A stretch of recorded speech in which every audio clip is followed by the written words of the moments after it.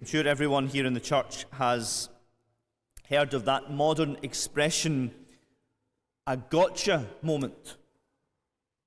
It's that moment when a person gets kind of caught out in a debate. Something is said, and that's it, gotcha, game over, and there's no way back. And I remember some years ago having a very civil debate with a Protestant teacher who was trying to pick holes in Catholic teaching and Catholic doctrine. And he thought that today's gospel passage was his gotcha moment. He said to me, just look what Jesus says. He says, "You must not allow yourselves to be called teacher, since you have only one teacher, the Christ. And you must call no one on earth your father, since you have only one Father, and he is in heaven." The man I was debating, he said, here you are, a priest, being called father by everybody, apparently against the words of Jesus himself. And so he thought that was me kind of sunk. But not quite.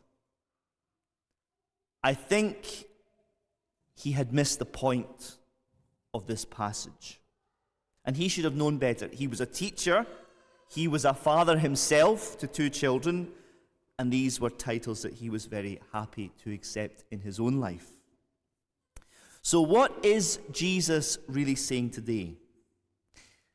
Let's go back to last weekend.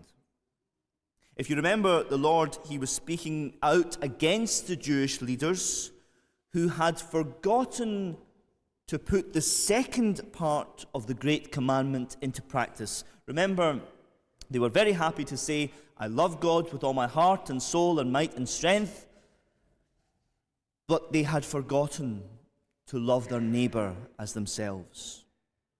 Well, today, he's also got quite harsh words for the Pharisees and the Jewish leaders, because he says they have made a very big blunder. They have stopped practicing in their own lives what they preach to others. Jesus saw that these leaders, they wanted to be called Father in a way that took the place of God.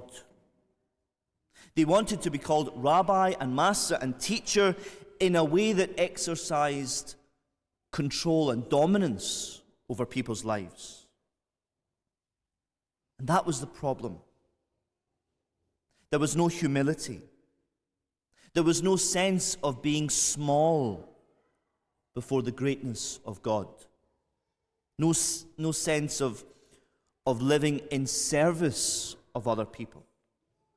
No realization that they are servants rather than masters. So this is not a lesson from Jesus on words, on vocabulary. Instead, it's a lesson on the behavior and the desire for power that very often stands behind the words that are used. Every father of children, every serious priest, every good teacher knows that his or her role is given by God alone. And that God is the first and most important father and master and teacher. And that we cannot take his place. In fact, properly understood, he is the first and only true teacher. He is the first and only true parent or father or eternal priest. We, every one of us, we are very poor substitutes in our own teaching. And yet God, he calls us to these roles and responsibilities, and he asks us to imitate him, to learn from him, to be led by him in every way that we can be. And so this is what Jesus is asking us to remember today. Never to try to replace him as the Lord and the Master and the Teacher of our lives. This is not a gotcha moment. It's not really about words at all. Instead, it's a call from Jesus to make sure that we never take on a role that belongs to God. Today, Jesus reminds us that we are all brothers and sisters of each other. We are servants to each other, never masters. And he calls us to live our lives, our vocations, under God. Under God. So long as we are humble and small enough to see that our first and most important father and teacher is God himself.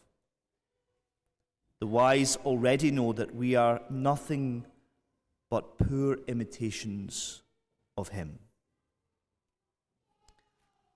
Amen.